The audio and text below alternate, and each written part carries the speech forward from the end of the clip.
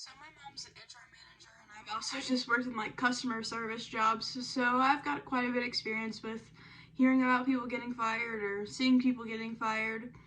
But first, I just did a little bit of research, and the website I used was Balanced Careers, and they said the top reasons were damaging company property, misuse of like company property, not showing up, and also just not showing up on time. And I think those are probably the main ones you're gonna deal with. Also, just like misuse of time. So I know a lot of people on the clock will go and like do personal business, and that can also get you in pretty big trouble. But I think all of those are really good ones, and I think those are probably the main reasons why people get fired most of the time. Also, there's like violation of policy, which I mean that kind of varies per where you work, so that's not really too specific. But after working at my job at Frostbites, like this business has been open for like 6 years and they've only fired one person, and it was like a lot of things piled up. So they didn't show to work. They didn't show up to work. Whenever they were at work, they weren't really doing work, and they were like not honest. They weren't trustworthy. They weren't responsible.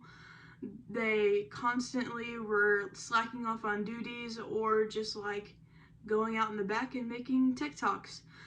So that's kind of another thing is like social media, how you use it, especially like our generation, like our employers are definitely going to be looking at our social media pages. So we really have to check on that and make sure that those are clean and like they look presentable if you're going to show up to a business. So I think that's probably what our generation's gonna have the most trouble with is just like us not really thinking about it whenever we're in high school or college, and then it coming to bite us back whenever we get out and try to get jobs. But yeah, I think all of those are pretty solid reasons why people get fired. I know there's like some pretty dumb ones too, you know, that you see on like BuzzFeed articles. But then there's also like the time where you're like, oh, are you kidding me? Like that person really got fired for doing that.